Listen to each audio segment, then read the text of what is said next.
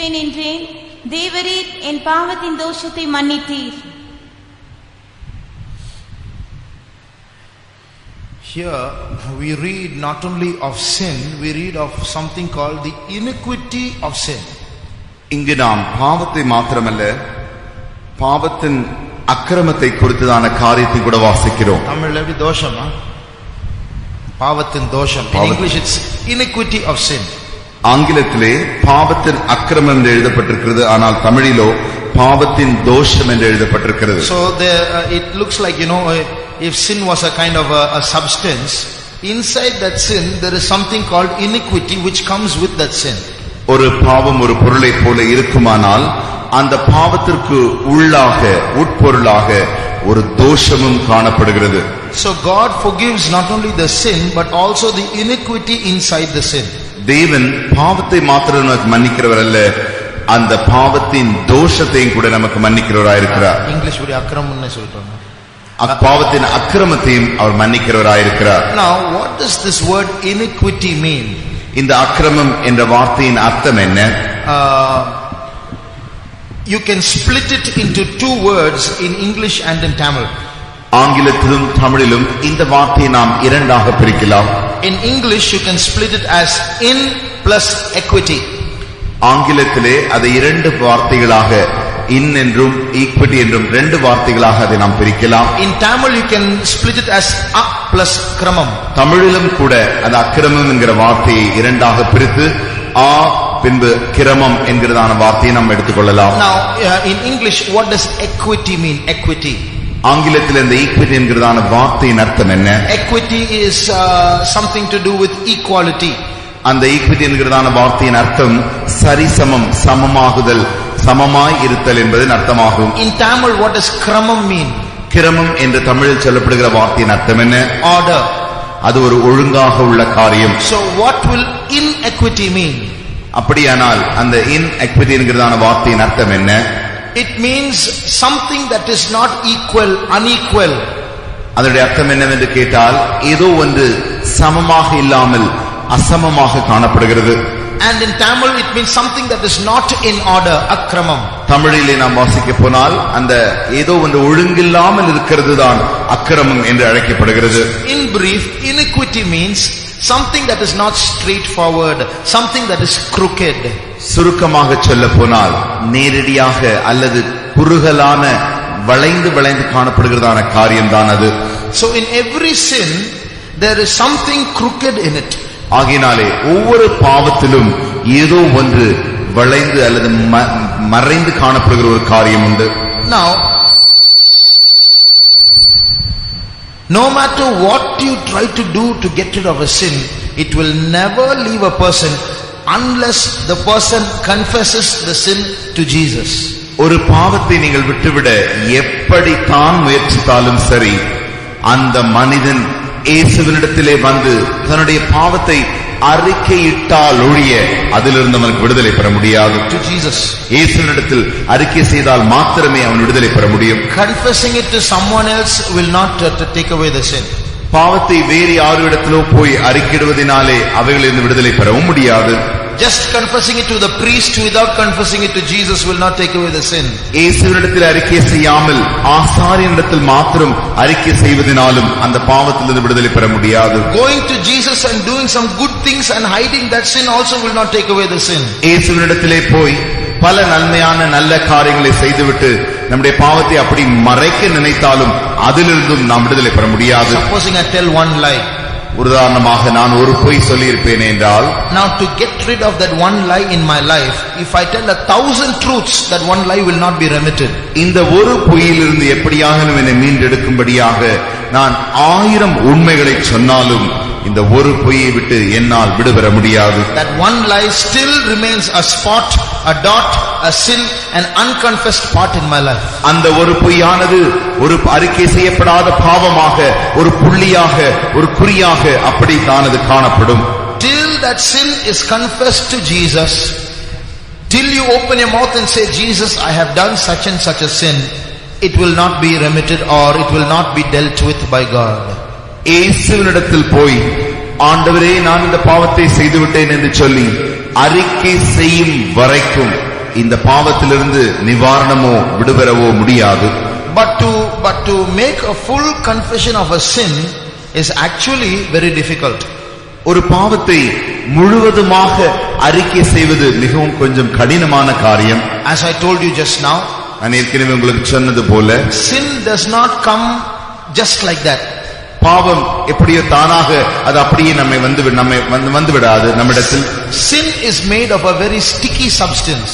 அது ஒரு ஒட்டக்கூடியதான பொருளிலிருந்து வருகிறதான காரியமா இருக்கிறது. There are some things which if you take in your hand you can't get rid of it very easily. ஒரு சில பொருட்களை நாம் கையில் எடுப்போமானால் அதை நம்முடைய கையை விட்டு உதறி போடவே முடியாது.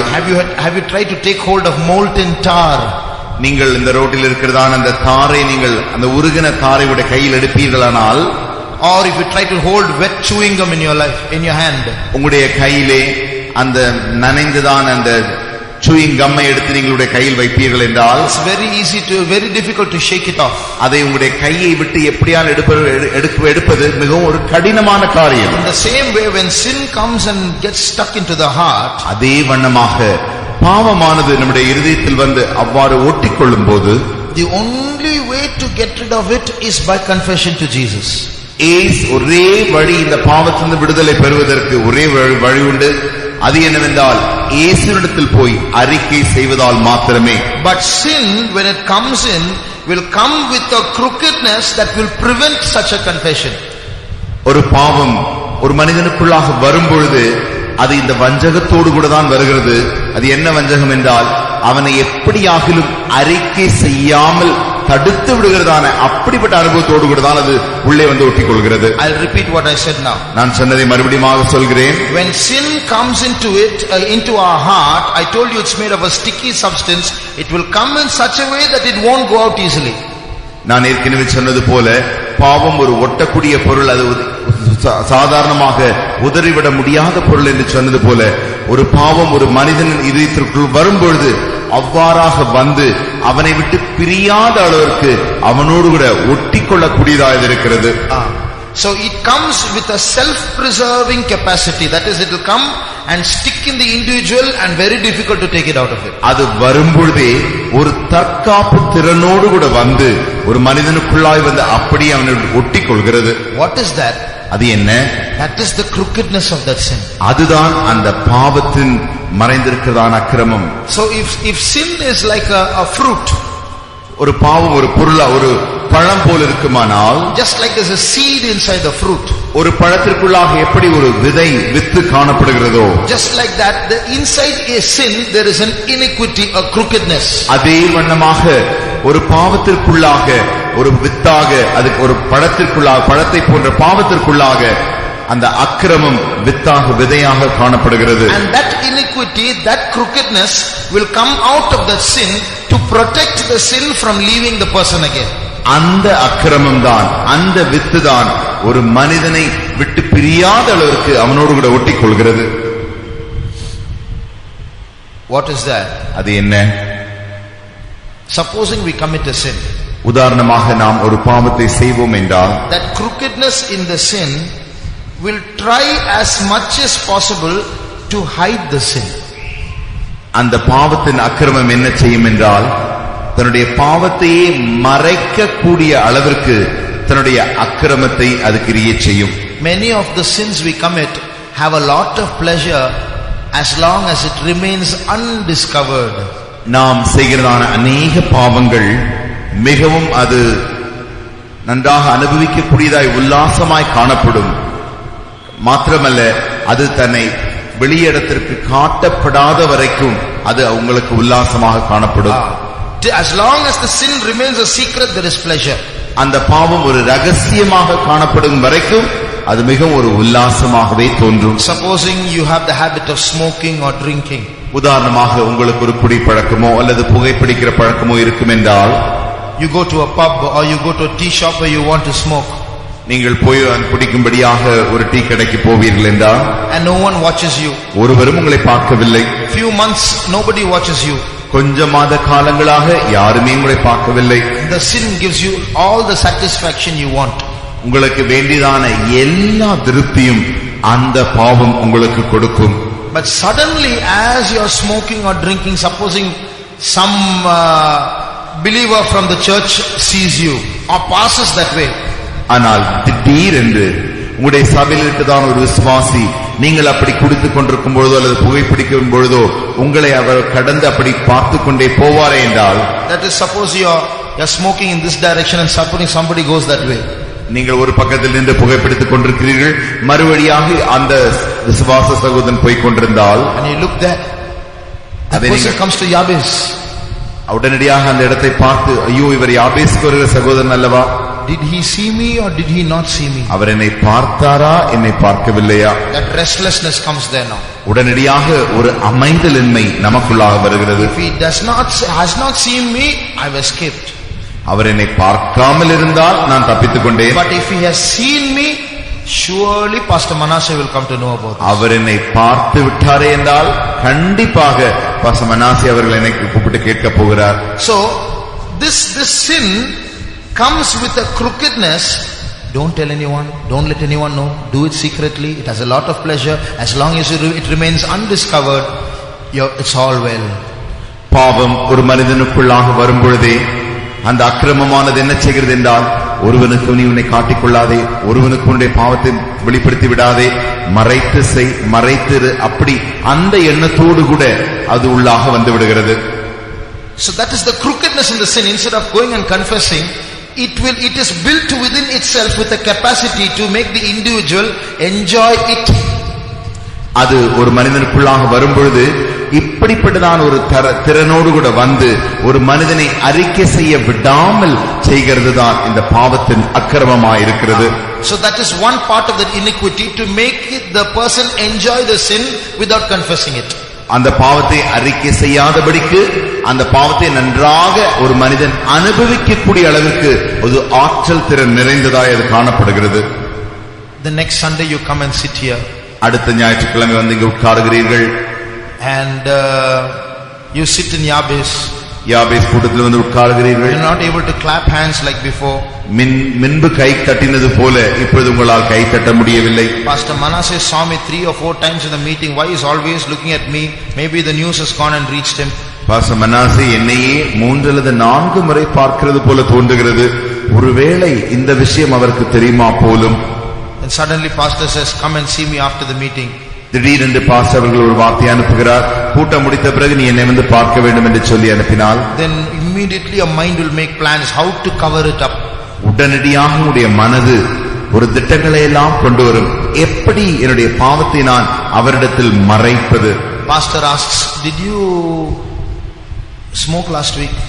உடனடியாக பாஸ்டர் கேட்கிறார், கடந்த வாரத்தில் நீங்கள் புகைப்பிடித்தீர்களா? No pastor. இல்லவே இல்லை பாஸ்டர். Somebody saw you. ஒருவர் உங்களை பார்த்தார் போல் தெரிகிறது. He must have seen somebody else. I don't smoke pastor. Pastor நான் ஒரு நாளும் புகைப்பிடிக்கிறதில்லை, அவர் என்னை போல வேறே ஒருவரை அங்கு பார்த்திருக்கலாம். Or I was standing with my friends, they were all smoking pastor. I didn't smoke pastor. நான் என்னுடைய சிநேகிதர்களோடு நின்று கொண்டிருந்தேன், அவர்கள் எல்லாரும் புகைப்பிடித்தார்கள், ஒருவேளை அவர்களை அவர் பார்த்திருக்கலாம். That is step 2. Till now the crookedness was hide it. Now that it is coming out, lie and hide it. இதுவரைக்கும் முதற்படியாக இந்த பாவம் உங்களை மறைக்க பழகி கொடுத்தது. ஆனால் இப்பொழுது படி 2ஆக இந்த பாவம் எப்படி நீங்கள் பொய் சொல்லி அதை மறைக்க வேண்டும் என்று உங்களுக்கு படித்துக் கொடுக்கிறது. Because it's come out now. ஏனென்றால் இந்த பாவம் வெளிப்படையாக வந்துவிட்டபடியினாலே now try to lie and cover it. பொய் சொல்லி ஆகிலும் அதை நீ மறைத்துக்கொள், act, நடித்துக்கொள், be a hypocrite, நீ ஒரு மாய்மாலக்காரனாய் இருந்துவிடு, and cover the sin. எப்படியாகிலும் இந்த பாவத்தை நீ மறைத்து விடு. I know some people, எனக்கு சில ஜனங்களை தெரியும். you know how they cover their sin? எப்படி தங்களுடைய பாவத்தை மூடுவார்கள் என்று தெரியுமா? They will get filled in the spirit lots and cover their sin. அவர்கள் அதிகமாக தேவனுடைய சமூகத்திலே ஆவியிலே நிரம்பினவர்களாய் தன்னுடைய பாவத்தை மூடி விடுவார்கள். So by getting filled in the spirit, others will think, oh, he's a saint. Even if someone comes and report, brother so and so, I saw him doing such a thing. Cheh, you are lying, he'll never do such a thing. அவர் இப்படி ஆவியில அதிகமாய் நிறைகிறபடினாலே எல்லாரும் நினைத்துக் கொள்வார்கள், இவர் ஒரு பரிசுத்தவான், இவர் இப்படி செய்திருக்கவே மாட்டார், இவர் இப்படி செய்தார் என்று சொல்லி அப்படி ஒரு தவறினம் வருமானாலும் கூட உடனடியாக மறுபடியும் சொல்லிவிடுவார்கள், அவரை பார்த்தா இப்படி சொல்கிறாய், இவர் அதிகமாக ஆவியில நிறைகிற மனுஷன், இப்படி அவர் செய்ய மாட்டார் என்று சொல்லிவிடுவார்கள். So somehow there is something, a crookedness that comes out of the sin to cover it. எப்படியாகிலும் இந்த பாவத்தின் அக்கிரமமானது இதை மறைக்கும்படியாக முயற்சிக்கிறது. Supposing even after that it is exposed, அதற்கு பின்பாக கூட இந்த பாவம் இப்பொழுது வெளியரங்கமாகிவிட்டால், there will be an attempt to justify it. அந்த காரியத்தை செய்தது சரிதான் என்று நியாயம் தீர்த்துக் கொள்ளக்கூடிய அளவிற்கும் முயற்சிக்க முடியும். You cannot justify smoking in the church. சபையிலே வந்து புகைப்பிடித்தல் சரி என்று ஒரு நாளும் நீதியரிக்க முடியாது. There may be some sins which you can justify. ஆனால் சில பாவங்கள் உண்டு, அந்த பாவங்களை உங்களால் நீதியரிக்க முடியும். For example, suppose you have an enmity with another person. உதாரணமாக மற்ற ஒரு நபரோடு கூட உங்களுக்கு ஒரு பகை உண்டாயிருக்குமானால், you may have 100 logical reasons why you should hate that person. அந்த மனுஷனை ஏன் நீங்கள் பகைக்க வேண்டும் என்று சொல்லி நூற்றுக்கணக்கான சரியான காரணங்களும் உங்களுக்கு இருக்கலாம். So when hatred comes as a sin into the heart, வெறுப்பானது பாவமாக நம்முடைய இதயத்தில் வரும் பொழுது, it will not allow you to confess, Lord, I have hatred in me. It will immediately bring out all the logical reasons why that hatred should remain inside. உடனடியாக ஆண்டவரே, வெறுப்பான பகையானது எனக்குள்ளே பாவமாக வந்துவிட்டது என்று சொல்லி அறிக்கை செய்ய உங்களால் முடியாது. மாறாக ஏன் இந்த பகை வந்தது என்று சொல்லி நூற்றுக்கணக்கான சரியான காரணங்கள் உங்களிலிருந்து வெளியே வர ஆரம்பிக்கும். So it remains there.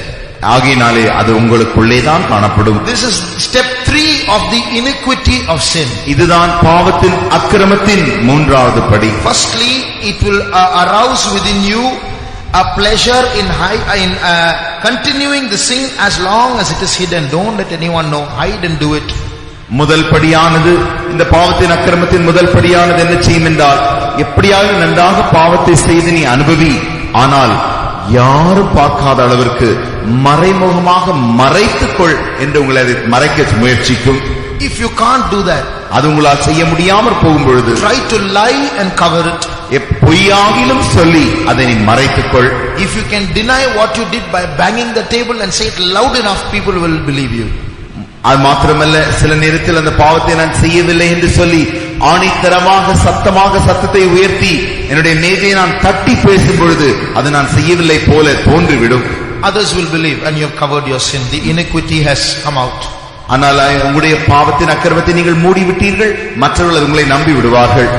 Thirdly, மூன்றாவதாக, even after that if it's exposed, try to justify it. எப்படியாவது இப்பொழுது வெளிவந்து விட்டாலும் சரி, இப்பொழுது நீங்கள் செய்ய வேண்டியது, நீங்கள் செய்தது சரி என்று நீதிகரிக்க முயற்சிப்பீர்கள். There is a reason for which I did it.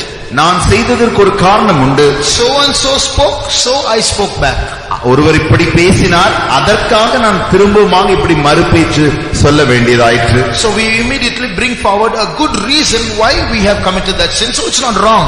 நான் செய்தது தவறே இல்லை, அந்த பாவத்துக்கு ஏன் நான் அப்படி செய்தேன் என்பதற்கு பல காரணங்களை நாம் சொல்ல முயற்சிப்போம். We say if we do it first it is wrong. I didn't do it first, he did it, so I did it back. நாம் சொல்லுவோம், முதலாவது நான் அப்படி பேசவில்லை, அவர் செய்தபடினாலே இப்படி நான் செய்ய வேண்டியதாயிற்று. So it is right, is it? ஆகையினால இது சரிதானே?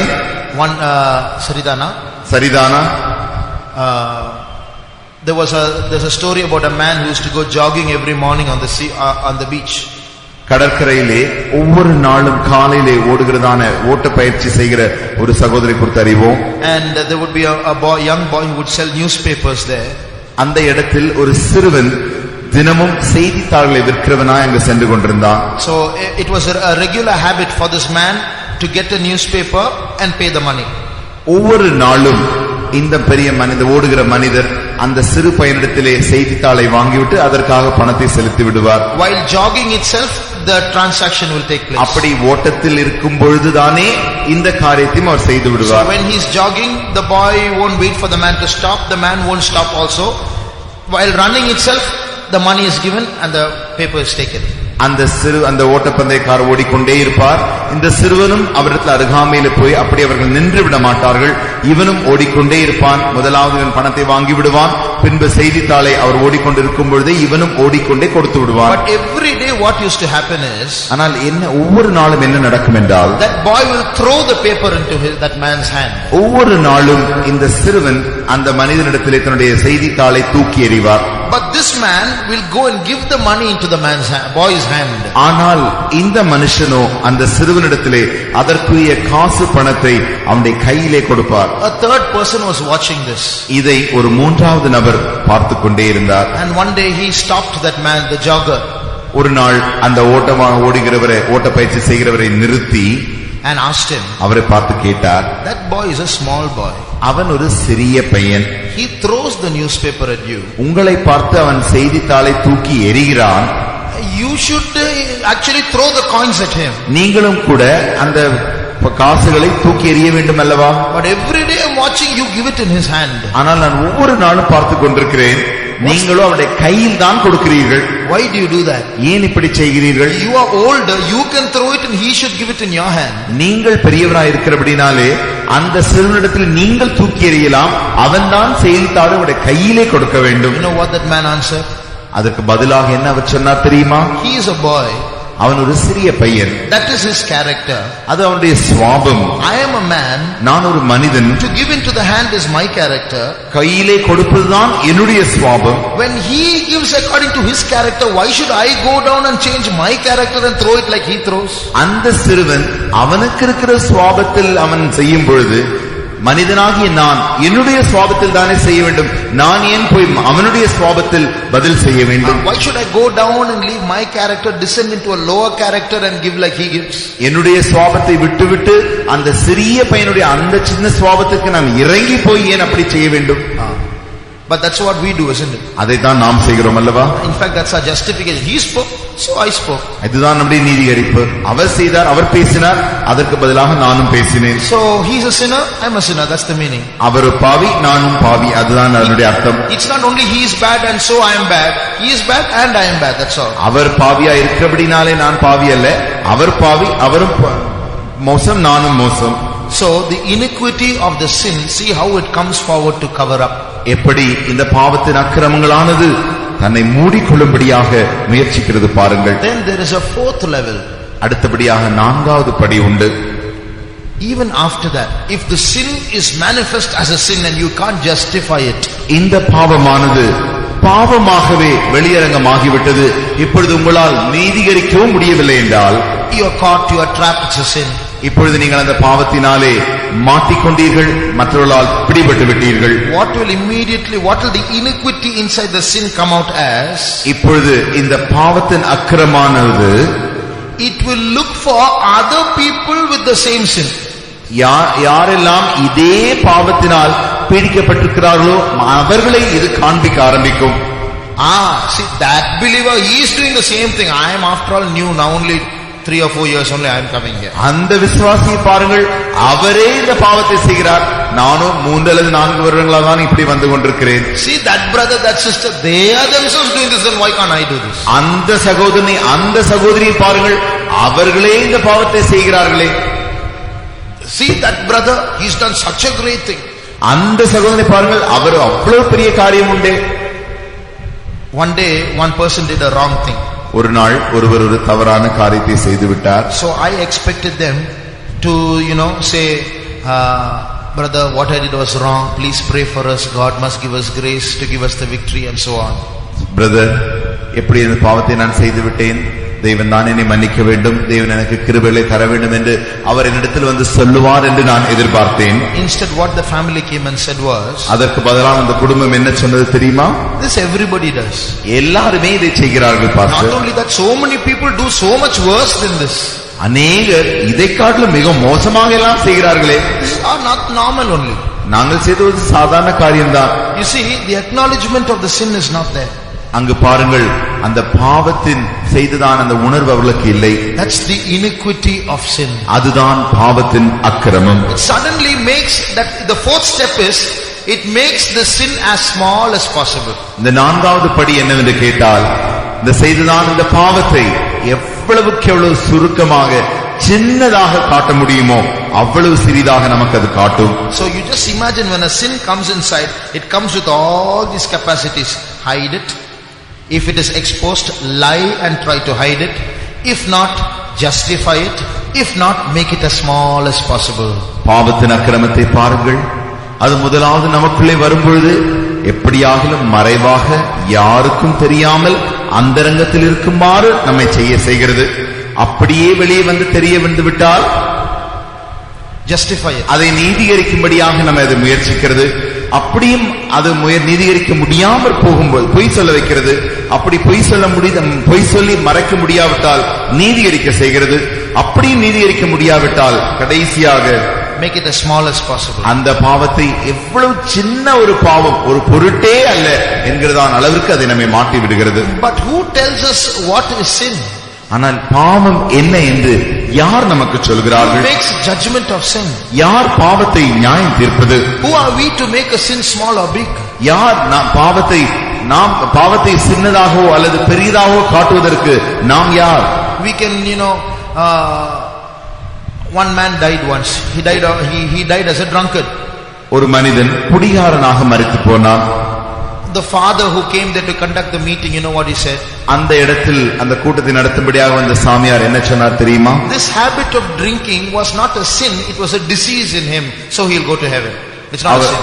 அவருடனே என்ன சொன்னார் என்று கேட்டால், இந்த மனிதனுடைய அந்த குடிப்பழக்க சுபாவமானது பாவம் அல்ல, ஏனென்றால் அது அவருக்கு ஒரு வியாதியாக இருந்தபடினாலே கர்த்தர் அவரை மன்னித்து அவர் பரலோகத்துக்கு போய்விடுவார் என்று சொன்னார். So the drinking habit was not a sin, it was a sickness, it was disease. Because of that drinking disease only he died, so he'll go to heaven. அந்த குடிப்பழக்க பாவத்தினால் அவர் மரிக்கவில்லை, அந்த குடிப்பழக்கம் அவருக்கு வியாதியானவர் மாறிவிட்டபடினாலே அவர் மரித்து போனார். ஆகினாலே அவர் கண்டிப்பா பரலோகத்திற்கு செல்வார் என்று சொன்னார். See how cunning sin is. எவ்வளவு வஞ்சகம் நிறைந்தது பாவம் என்று பாருங்கள். How it comes in and will try to stay on as much as possible. எப்படி அது உள்ளாக நுழைய முயற்சிக்கிறது, அது மாத்திரமல்ல எப்படியெல்லாம் தன்னை உள்ளே வைத்துக் கொள்ளலாம் என்று முயற்சிக்கிறது பாருங்கள். How cunning the devil is. பிசாசு எவ்வளவு வஞ்சிக்கிறவனாய் இருக்கிறான். When he comes in there, he will come and see to it. When he puts the sin in there, he will see to it that it stays there as much as possible. அவன் வரும்பொழுதே அந்த பாவத்தை எப்படியாக உள்ளே போட்டு விட வேண்டும், அது எவ்வளவு காலம் நீடிக்க அவனுக்குள் வைக்க வேண்டுமோ அவ்வளவு காலம் ஒரு மனிதனுக்குள் வைக்கும்படி அது முயற்சிக்கிறது. When a sales representative comes to sell something, ஒரு பரிசுத்தவான்களின் when a sales representative, ஒரு வியாபாரி வந்து ஒரு காரியத்தை விற்க முயற்சிக்கும் பொழுது, when he comes to sell, ஒரு பொருளை அவன் விற்க முயற்சிக்கும் போது, he is trained to advertise things in such a way to force the person to buy it. ஒரு மனிதனை எப்படியாகிலும் கண்டிப்பாக அவனே முன்வந்து வாங்கிவிடக்கூடிய அளவிற்கு அவர்களுக்கு அவன் விவரித்து சொல்கிறான். If possible, even tell a few lies. முடிந்தால் சில பொய்களை கூட அவன் சேர்த்து சொல்லி விடுகிறான். Say how cheap it is concerning compared to other products. மற்ற பொருட்களை காட்டிலும் இது எவ்வளவு விலை மலிவாக இருக்கிறது பாருங்கள். Say that it is imported.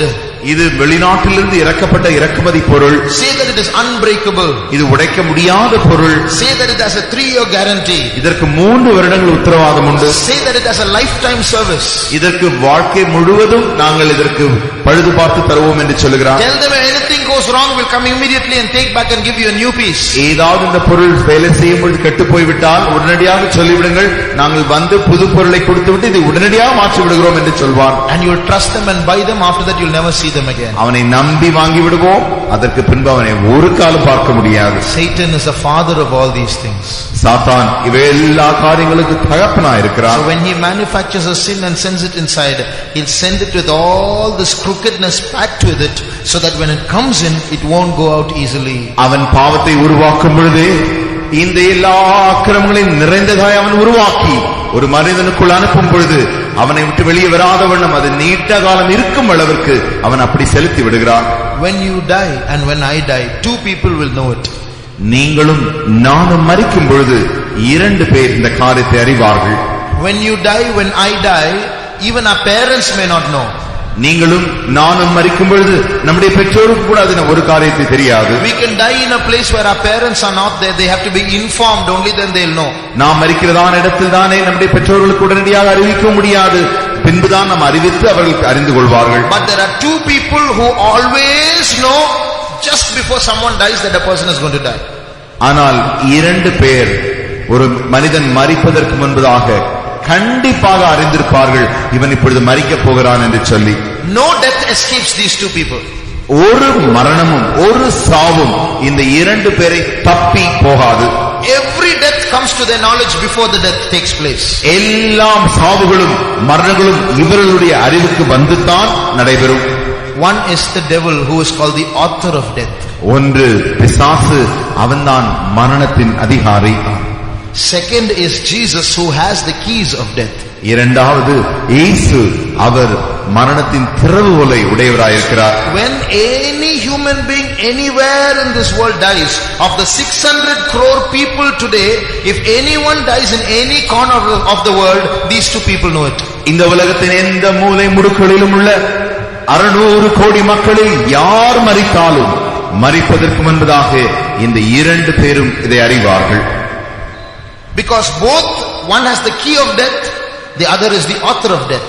ஏனென்றால் ஒருவருக்கு மரணத்தின் திறவுகோல் உடையவராயிருக்கிறார், மற்றொருவனோ அவன் மரணத்தின் அதிகாரியாயிருக்கிறான். So before a man's life is taken, ஒரு மனிதனுடைய மரண ஜீவன் எடுக்கப்படும் முன்பு he has to take it, Satan has to take it with Jesus' permission.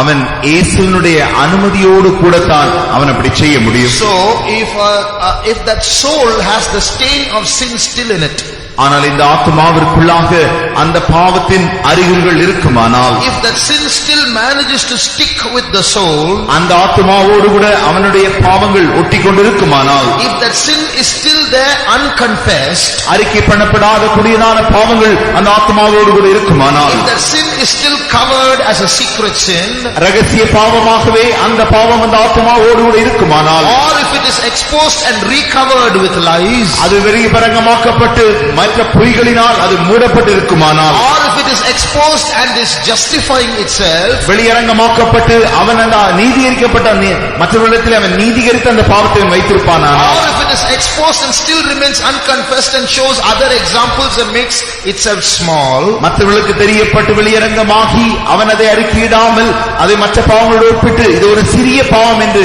அவன் அவனுக்குள் வைத்திருப்பானே, ஆனால் Satan will claim right over that soul. சாத்தான் அந்த ஆத்மாவின் மேல் தன்னுடைய அதிகாரத்தை செலுத்துவான். That soul belongs to me, I legally need it. அந்த ஆத்மா எனக்கே சொந்தம், சட்ட ரீதியாக அது எனக்கே சொந்தமாக இருக்கிறது என்று சொல்லுவான். If God wants a soul, what does he want the soul for? தேவனுக்கு ஒரு ஆத்மா வேண்டும் என்றால் அந்த ஆத்மா அவருக்கு எதற்கு வேண்டும்? The soul of man is the breath of God.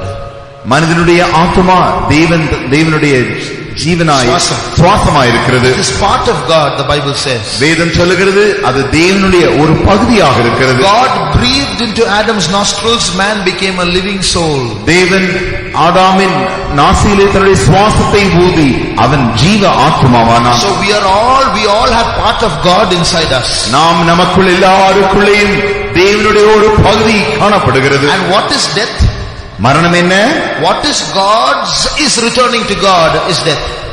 எது தேவனுக்கு சொந்தமான காரியமோ அந்த காரியம் தேவனிடத்துக்கு திரும்புவதே மரணமாய் இருக்கிறது. The soul given by God should go back to God. தேவனால் கொடுக்கப்பட்ட ஆத்மா தேவனிடத்திற்கு திரும்பி செல்ல வேண்டும். But if there's a sin stain there, ஆனால் அங்கு பாவத்தின் அடையாளங்கள் இருக்கிறபடியினாலே Satan will come in between. நடுவாக சாத்தான் வந்து விடுகிறான். That's mine. அது என்னுடையவன். What will Satan do with the soul? அந்த ஆத்மாவோடு கூட சாத்தானுக்கு என்ன வேண்டியது இருக்கிறது? He can do nothing with it. அதோடு கூட அவனால் ஒன்றும் செய்ய முடியாது. No use to him. அவனுக்கு ஒரு பிரயோஜனமும் இல்லை. Only one use. ஒரே ஒரு பிரயோஜனம் மாத்திரமே. He can keep that soul and laugh at God. See, you did not get this soul. அவன் அந்த ஆத்மாவை தன்னுடைய கையில் வைத்துக் கொண்டு தேவனை பார்த்து நகைத்து, ஆண்டவரே இந்த ஆத்மா உம்மிடத்தில் வரவில்லை பாரும், and can torture that soul for eternity. நித்தியமாக அந்த ஆத்மாவை அவன் உபத்திரவப்படுத்துவான். He has only the pleasure of inflicting with pain.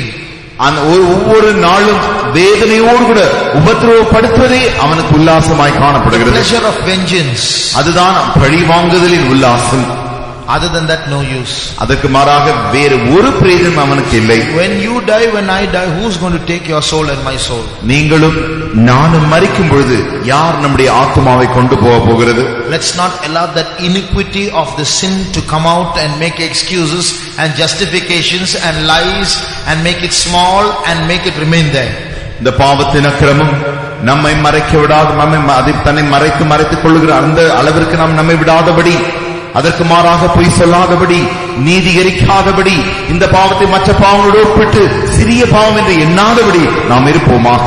Take it to Jesus. அதை இயேசுவிடத்தில் கொண்டு போவோமாக. God, I am a sinner.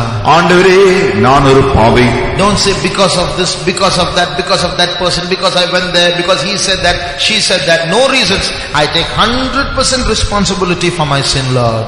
அதனாலே, அவராலே, அந்த சகோதரனாலே, அந்த சகோதரியாலே, அந்த சூழ்நிலையினாலே, அந்த சம்பவத்தினாலே என்று ஒரு காரணம் சொல்லாதபடிக்கு ஆண்டவரே 100% இந்த பாவத்திற்கு நான் தான் காரணம் என்று நம்மை ஒப்பு கொடுப்போமாக. Let us take 100% responsibility. அந்த 100% உத்தரவாதத்தை நாமே எடுத்துக்கொள்வோமாக. Lord, I am the reason for that sin entering into me. ஆண்டவரே, இந்த பாவம் எனக்குள்ளே வருவதற்கு நானே காரணமாயிருக்கிறேன். You know, the blood of Jesus is more powerful than the sin and the iniquity in that sin.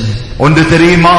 உங்களுக்குள் இருக்கிறதான அந்த பாவத்தை காட்டிலும், பாவத்தில் இருக்கிற அக்கிரமத்தை காட்டிலும் இயேசு கிறிஸ்துவின் இரத்தம் மிகவும் பெரிதா இருக்கிறது. If you have the humility to open your mouth and confess the truth, உங்களுடைய வாயை விரிவாக திறந்து இந்த பாவத்தை அறிக்கை செய்யக்கூடிய அளவிற்கு தாழ்மை உங்களுக்குள் இருக்கிறதா? And if you open your mouth and admit the truth and say, Lord, I have done this thing. வாயை விரிவாக திறந்து ஆண்டவரே, இந்த பாவத்தை நானே செய்தேன் என்று அந்த சத்தியத்தை ஒத்துக்கொண்டு அறிக்கையிட முடிகிறதா? Saying that is not enough. அது சொல்வது மாத்திரம் போதாது. Say the full truth. முழு சத்தியத்தையும் அப்படி சொல்லிவிடுங்கள். Don't say half truth. அரை சத்தியத்தை சொல்ல வேண்டாம். Say the full truth. முழு சத்தியத்தை சொல்லிவிடுங்கள். That means no reasons.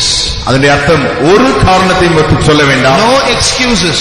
ஒரு விதமான எந்த மற்ற காரியங்களையும் நீங்கள் சுட்டிக்காட்ட வேண்டாம். Don't quote outside causes for your sin. உங்களுடைய பாவத்திற்காக மற்ற எந்த காரியங்களையும் நீங்கள் சுட்டிக்காட்ட வேண்டாம். No lies. ஒரு பொய்யும் வேண்டாம். No covering. ஒரு மறைவும் வேண்டாம். No comparing with others and patting yourself and saying I am not bad. மற்றவர்களை நீங்கள் ஒப்பிட்டு பார்த்து அவர்களைப் போல நான் மிக மோசமானவன் அல்ல என்று சொல்லி உங்களை நீங்கள் தட்டி மெச்சிக்கொள்ளவும் வேண்டாம். Lord, before you I am a sinner. ஆண்டவரே, உமக்கு முன்பாக நான் ஒரு பாவியாக இருக்கிறேன். Shall we all close our eyes? நாம் எல்லாரும் நம்முடைய கண்களை மூடுவோமா? Jesus is in our midst. இயேசு நம்முடைய மத்தியில் இருக்கிறார். He is the only person who can deliver us from our sins. நம்முடைய பாவங்களிலிருந்து விடுதலையாக்க அவர் ஒருவர் மாத்திரமே முடியும். He is the only person who can save from sin. அவர் ஒருவர் மாத்திரமே நம்மை பாவங்களிலிருந்து ரட்சிக்க முடியும். Only you have the humility to go and tell that sin to him. உங்களுக்கு ஒரே ஒரு தாழ்மை மாத்திரம் இருந்தால் போதும், அவருக்கு முன்பாக போய் சொல்லிவிடலாம். If you tell it to him, அவரிடத்தில் நீங்க சொல்லும் பொழுது, he is more powerful than that sin. அந்த பாவத்தை காட்டிலும் அவர் வல்லமை நிறைந்தவராயிருக்கிறார். His grace is more powerful than that sin. அவருடைய கிருபையானது அந்த பாவங்களை காட்டிலும் மிகவும் வல்லமையுள்ளதா இருக்கிறது. Step 1, step 2, step 3, step 4 of iniquity can come out of that sin to defend that sin. அந்த பாவத்தை எப்படியாவது தற்காத்துக் கொள்ளும்படியாக முதல் படி, இரண்டாம் படி, மூன்றாம் படி, 4 படிகளும் உங்களுக்கு வெளியாக வரலாம். அக்கிரமமாக வரலாம். But Jesus is stronger than that iniquity. அந்த அக்கிரமத்தை காட்டிலும் இயேசு பலமானாயிருக்கிறார். Jesus will rebuke that sin and that sin will go. இயேசு அந்த பாவத்தை பார்த்து கடிந்து கொள்வார். அந்த பாவம் உங்களை விட்டு போகும். If the Son will set you free, ye shall be free indeed. குமாரன் உங்களை விடுதலையாக்கினால் மெய்யாகவே விடுதலையாவீர்கள். One day you have to leave this world, one day I have to leave this world. ஒரு நாள் நீங்கள் இந்த உலகத்தை விட்டு கடந்து செல்லத்தான் வேண்டும். ஒரு நாள் நான் இந்த உலகத்தை விட்டு கடந்து செல்லத்தான் வேண்டும். Who will take our soul? யார் நம்முடைய ஆத்துமாவை அப்படி எடுத்துக் கொள்வார்கள்? Sin tried to touch Jesus. பாவமும் கூட இயேசுவை தொட முயற்சித்தது. The devil tried to stain him in many ways. பிசாசு அவரை எப்படியாவது கரைப்படுத்த அநேக வழிகளை முயற்சித்தான். But he remained unspotted. ஆனால் அவரோ கரையில்லாதவராய் திரையில்லாதவராய் தொடர்ந்து இருந்தார். Finally he said, the prince of the world is coming. உலகத்தின் அதிபதி இதோ வந்து கொண்டிருக்கிறான். But he has nothing in me. அவனுக்குரியது என்னிடத்தில் ஒன்றுமில்லை. He cannot find fault with me. என்னிலே அவன் ஒரு குற்றத்தையும் கண்டுபிடிக்க முடியவில்லை. And when he died, அவர் மரித்த பொழுதோ what did he say? அவர் என்ன சொன்னார்? Father, பிதாவே, into thy hands I commend my spirit. என்னுடைய ஆவி உம்முடைய கரங்களிலே நான் ஒப்படைக்கிறேன். He gave his spirit to the Father and died. அவர் தன்னுடைய ஆவியை தேவனுடைய கரத்தில் கொடுத்து மரித்தார். Who is coming to take your spirit and my spirit? உங்களுடைய ஆவியும் என்னுடைய ஆவியை எடுக்க யார் வந்து கொண்டிருக்கிறார்? Who is coming to take your soul and my soul? உங்களுடைய ஆத்மாவை என்னுடைய ஆத்மாவை எடுக்கும்படி யார் வந்து கொண்டிருக்கிறது? Is there some sin that you are enjoying? இதோ ஒரு பாவங்கள் நன்றாக அனுபவித்துக் கொண்டிருக்கிறீர்களா? Nobody knows, you think? யாருக்குமே தெரியாதுன்னு நினைக்கிறீர்களா? If God shows it to someone, it's the mercy of God. யாருக்காகிலும் அதை அவருக்கு வெளிப்படுத்துவாரே என்றால் அது தேவனுடைய இரக்கமாயிருக்கிறது. If you hide it and you think that you are in an advantage that because of your hiding, you are in a dangerous place. நீங்கள் அதை மறைத்து அதை இன்னும் நீங்கள் நன்றாக அனுபவித்துக் கொண்டிருப்பீர்கள் என்றால் நினைவில் வைத்துக் கொள்ளுங்கள், மிகவும் நீங்கள் அபாயமான இடத்தில் காணப்படுகிறீர்கள். Let not Satan have claim over our soul. நம்முடைய ஆத்துமாவின் மேலே பிசாசுக்கு எந்தவித அதிகாரமும் உண்டாக வேண்டாம். How many want that grace to confess their sins? பாவங்களை அறிக்கையிடக்கூடியதான அந்த கிருபை எத்தனை பேருக்கு That அவசியம்? grace to open up and tell the truth without hiding. ஒன்றையும் மறைக்காதபடிக்கு சத்தியத்தை அப்படி சத்தியமாக வாயை திறந்து சொல்லக்கூடிய அளவுக்கு. Not to call sin as weakness. பாவத்தை ஒரு பலவீனம் என்று அழைக்காதபடிக்கு. Don't say it is a habit. இது ஒரு பழக்கம் என்று சொல்ல வேண்டாம். Don't say it is a disease. இது ஒரு வியாதி என்று சொல்ல வேண்டாம். Say sin is sin. பாவத்தை பாவம் என்று சொல்வோமாக. No compromise. அதனோடு கூட எந்தவித ஒப்புரவாகுதலும் இல்லை. No justification. ஒரு விதமான நீதிகரிப்பும் இல்லை. No reasons. ஒரு காரணமும் இல்லை. No excuses. ஒரு விதமான காரணங்களும் இல்லை. No lies. ஒரு பொய்யும் இல்லை. No acting. எந்த நடிப்பும் இல்லை. Sin is sin. பாவம் தான். Lord, before your presence we are all sinners. ஆண்டவரே, உம்முடைய சமூகத்துக்கு முன்பாக நாங்கள் எல்லாரும் பாவிகளாய் இருக்கிறோம். How many will have the boldness to raise their hands and say, before God I am a sinner? எத்தனை பேருக்கு தேவனுடைய சமூகத்திலே தன்னுடைய கரங்களை உயர்த்தி தான் ஒரு பாவி என்று ஒத்துக்கொள்ளக்கூடிய அளவுக்கு இங்கு காணப்படுகிறீர்கள்? I am a servant of God. நான் தேவனுடைய ஊழியக்காரன். But before God I am a sinner. ஆனால் தேவனுக்கு முன்பாக நான் ஒரு பாவியாக இருக்கிறேன். How many can say, yes, I am a sinner before God? எத்தனை பேர் ஆண்டவரே நான் பாவிதான் என்று சொல்ல முடியும்? No excuses. ஒரு காரணமும் இல்லை. The sin will go. பாவம் போய்விடும். The iniquity in that sin also will go. பாவத்தின் அக்கிரமமும் போய்விடும். The crookedness in that sin will go. அந்த பாவத்தின் தோஷமும் கூட போய்விடும். Lord, have mercy on me, a sinner. ஆண்டவரே, பாவியாகி என்னேல் கிருபையாயிரும். Lord, have mercy on me, a sinner. ஆண்டவரே, பாவியாகி என்னேல் கிருபையாயிரும். Sin may have been very powerful in your life till now. உங்களுடைய வாழ்க்கையில் இந்நாள் வரைக்கும் பாவம் மிகவும் பலம் நிறைந்ததாக காணப்படலாம். You can try with all your strength, but it will not budge from there. உங்களுடைய எல்லா பலத்தோடு கூட அதை எப்படியாவது நின்றுவிட வேண்டும் என்று சொல்லி நீங்கள் முயற்சிக்கலாம். அது கொஞ்சம் கூட அசைகிறதே இல்லை. But I can do all things through Christ which strengtheneth me. ஆனால் என்னை பலப்படுத்துகிற கிறிஸ்துவினாலே எல்லாவற்றையும் செய்ய எனக்கு பலன் உண்டு. Your strength is not your savior. Jesus is your savior. உங்களுடைய பலன் உங்களுடைய ரட்சகர் அல்ல, இயேசுவே உங்களுடைய ரட்சகராய் இருக்கிறார். Your fasting is not your savior. Jesus is your savior. உங்களுடைய உபவாசம் உங்களுடைய பலம் அல்ல, இயேசுவே உங்களுடைய ரட்சகராய் இருக்கிறார். A long prayer is not your savior. Jesus is your savior. நீங்கள் தினமும் தொடர்ந்து ஜெபிக்கிற ஜெபங்கள் உங்களுடைய ரட்சகர் அல்ல, இயேசுவே உங்களுடைய ரட்சகராய் இருக்கிறார். Jesus sets you free, you shall be free indeed. இயேசு உங்களை விடுதலையாக்கினால் மெய்யாகவே விடுதலை ஆவீர்கள். தம்பி தங்கச்சி, உங்களுடைய லைஃப்ல பாவம் அடங்குற ஒரே ஒரு இடம் சிலுவைக்கு முன்பாகத்தான். The only place where sin will stop short in your life is before the cross. மற்ற எல்லா இடத்திலும் பாவம் பாசாங்கு காட்டி தந்திரமான விதத்தில் உன்னை டாஜ் பண்ணிட்டு போயிடும். But everywhere else sin will dodge you and pretend and act. சிலுவைக்கு முன்பாக அது அடங்கத்தான் வேண்டும். But before the cross sin has to stand still. ஆகவே அதிகமாக உன்னை சிலுவை கண்டையில் நெருக்கி சேர்ப்பதற்கு அதிகமாக பிரயாசப்படு. Therefore endeavor, labor to go close to the cross as much as possible. பாவத்திலிருந்து நீ விடுதலை பெறக்கூடிய வழி பாவத்தை பரிகரித்ததான சிலுவை இடத்தில் போய் அதிகமாக தங்கியிருக்கிறது. The only way to get rid of the sin in your life is to go to the cross and approach the cross as much as possible. நீ எந்தெந்த அளவுக்கு நீ அதிகமாக பிரயாசப்பட்டாலும் அதிகமாக தோல்வியை தழுவிக்கொள்வாய். The more you try on your own to get rid of sin, the more you will fail. இன்றைக்கு கண்களை மூடி அந்த சிலுவை காட்சி உன் இதயத்தை பிளக்கும்படி ஒப்புக்கொடு. So close your eyes and let the vision of Calvary rend your heart. ஆண்டவரே, என் உச்சந்தலை துவங்கி உள்ளங்கால் வரைக்கும் கல்வாரியினால் உண்டாகிற ஒரு புதிய வல்லமை என்னை ஆளுகை செய்யட்டும் ஆண்டவரே. Lord, let that power from Calvary fill me and rule me from the top of my head to the sole of my foot.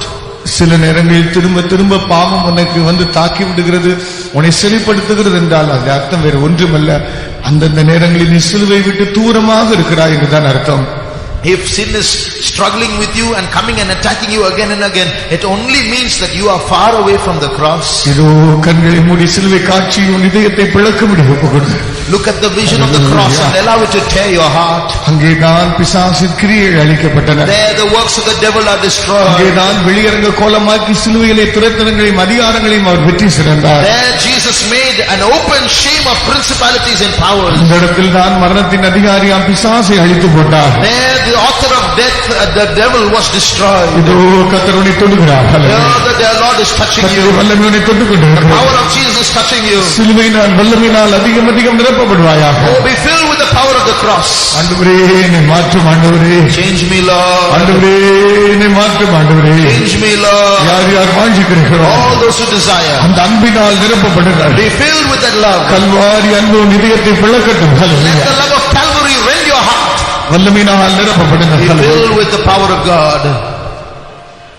வல்லமையால் நிரப்பப்படுவோம். Be filled with the power of God. யாருக்கு அந்த வல்லமை வேண்டுமோ, all those who have that power, இதோ சிலுவையின் வல்லமை வேண்டுமோ, all those who want the power of the cross, அந்த ஆண்டவருக்கு முன்பாக நீ உன்னை சிலுவையின் ஆண்டவரே நிலையில் தங்குகிறேன், நான் ஒரு பாவி என்று ஒத்துக்கொள். கர்த்தர் நிச்சயமாய் உனக்கு விடுதலை தருவார். Admit that you will stay in the shadow of the cross and the Lord will give you deliverance. இதோ வல்லமை உள்ள தேவன், அதிகாரம் உள்ள சிலுவையின் வல்லமை உண்மையில் வந்து இறங்கிக் கொண்டே இருக்கிறது. Oh, the loving God is sending His love into you. சீர்குலைக்கப்பட்டதான மனுஷனுடைய சீர்கேடுகள் அந்த சிலுவைக்குள்ளே ஒரு கிரமத்துக்குள் கொண்டு வரப்பட்டன. All the crookedness of man, the disorder of man is brought into an order at the cross. இதோ சிலுவைக்குள் நாம் கூட்டி சேர்க்கப்படுவோமாக. Oh, let's be brought to the cross. உன்னுடைய ஜீவன் கிறிஸ்துவுக்குள் தங்கி இருக்கட்டும். ஹல்லேலூயா. Oh, let your life be hid with Christ in God. வெளிச்சத்தின் வல்லமையினால் கர்த்தரை நிரப்ப வாஞ்சிக்கிறார். Oh, the Lord wants to bring you to the cross. கண்களை மூடி நாம் ஜெபிக்க ஆரம்பிப்போம். Close your eyes and let's start praying. ஆண்டவரே, என்னை மாற்றும் ஆண்டவரே. Oh Lord, change me. ஆண்டவரே, என்னை சரிப்படுத்தும் ஆண்டவரே. Oh Lord, strengthen me. புதிய வல்லமையால் என்னை நிரப்பும் ஐயா. Oh, fill me with the new power. கர்த்தரை மாற்றும்படி வாஞ்சிக்கிறார். The Lord is filling you with His power. கர்த்தரை புதிய வல்லமையால் நிரப்பும்படி வாஞ்சிக்கிறார். The Lord wants to fill you with His power. Hallelujah, hallelujah, hallelujah. At the cross where I first saw the light, and the burden of my heart rolled away. It was there by faith I received my sight, and now I am happy all the day. At the cross where I first saw the light, and the burden of my heart rolled away. It was there by faith I received my sight, and